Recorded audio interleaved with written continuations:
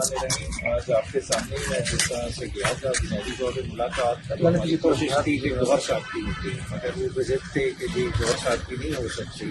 تو ہم 6 بندوں کا نام دیا ہوا تھا، تو الٹیمیٹلی کنسنسس پھر سب دوستوں کا میرے نام پہ ہوا. تو دوستوں کے بیاف پہ میں خان صاحب سے ملنے گیا. خان صاحب کے ساتھ سیٹنگ ہوئی. ٹائمنگ کا تو نہیں بتا سکتا کیونکہ میرے پاس گھڑی تھی نہیں، مگر مفصل گفتگو ہوئی.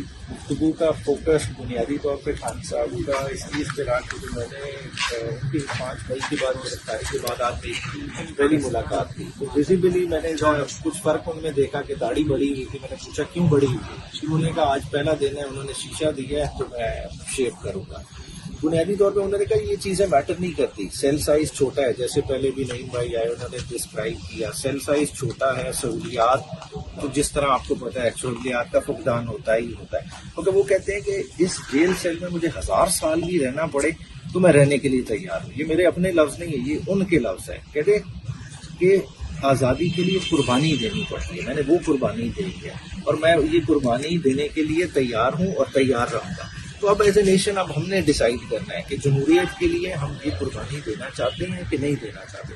اگر غلام بن کے زندگی گزارنی ہے تو آپ کا اپنا مسئلہ ہے. دوسرا انہوں نے بتایا کہ کل ایف آئی اے کی ٹیم آئی تھی، سائفر کی انکوائری کر کے گئی. سائفر پہ انہوں نے اپنا ڈیٹیل وہی پہلے والا موقع بتایا کہ آج بھی اس کی انڈیپینڈنٹ انکوائری کرا لیں، سپریم کورٹ لیول پہ کرا لیں، کسی جوڈیشل آفیسر کو نامینیٹ کر لیں کہ سائفر باقاعدہ طور پہ ایک مداخلت ہوئی، ایک سازش کے تحت ایک الیکٹڈ گورنمنٹ کو باہر نکالا گیا اور جس کی وجہ سے آپ نے اس کی اکنامک پرائس پے کی ہے کہ آپ کی 6% سے اکانومی نیگیٹو میں چلی گئی، آپ کی اکانومی کانٹریکٹ کی. تو اس میں ہم اور بھی تفصیلی بات کریں گے. پھر انہوں نے جو ایک اور بات کا ذکر کیا وہ ہم کچھ دیر بعد آپس میں وکیلوں کی مشاورت سے کریں گے اپنی 22 کی پیشی کے حوالے سے.